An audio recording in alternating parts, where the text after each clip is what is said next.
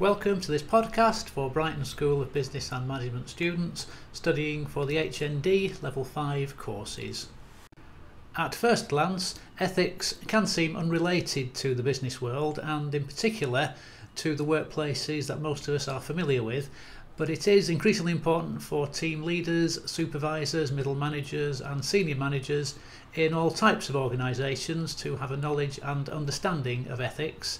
And it's really all about being fair, just and equitable.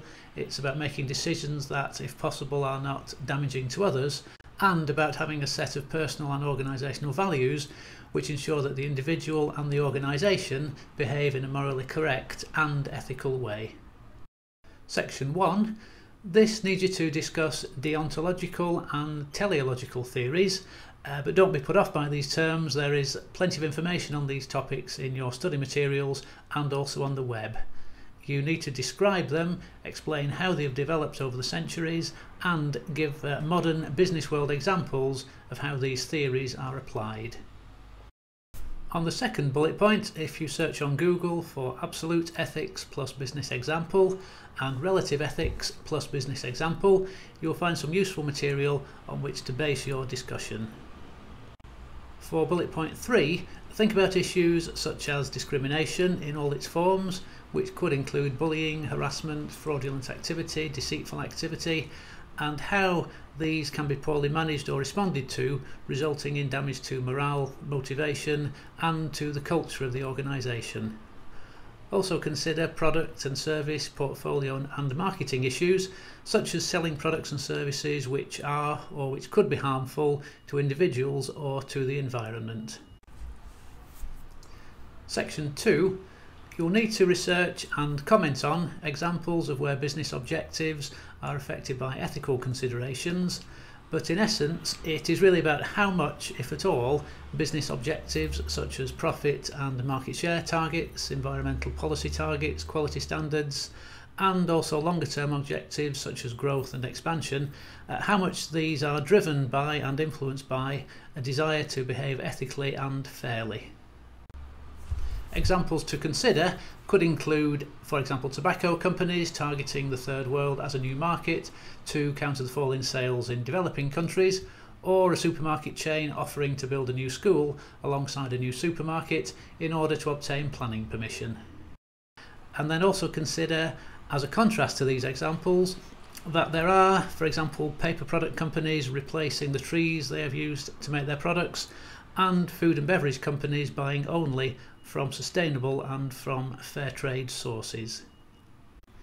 On bullet point 2, you need to consider issues like, are there benefits to the organisation, its suppliers, its customers, its employees and its image in operating ethically?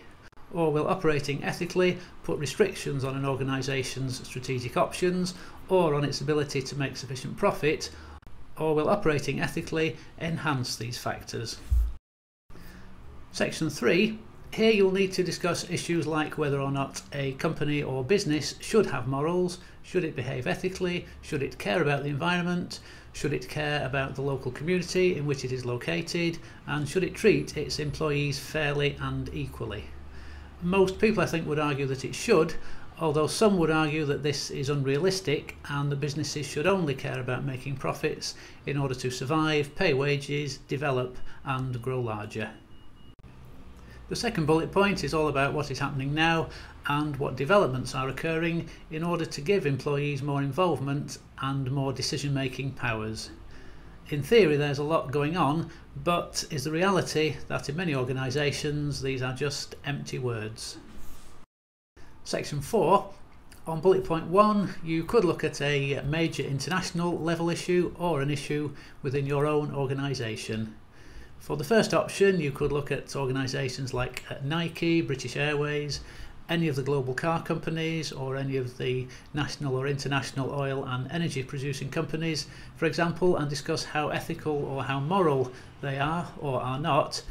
For example, it would be hard just now to say that BP had behaved ethically over recent events, and probably even harder for any of the leading UK banks to say that they had been behaving ethically. For a local issue with your own organisation, You might look at perhaps how discrimination, whether it's race, gender, age or disability, is managed, or how bullying or harassment is handled by the organisation. Drawing on your response to bullet point 1, you could say here what actions you would recommend that the organisation should take in order to ensure that the company and its managers behave more ethically, morally and fairly in the future. On the final bullet point, you will need to research this topic. A search on Google using the phrase ethical code plus business plus example should produce some useful links to visit. Then, either for the organisation you focused on above or for organisations in a particular business sector, produce a simple code of ethics. The following websites will provide some useful information to help you with this assignment. Finally, if you need any further assistance or guidance with this assignment, please contact your tutor.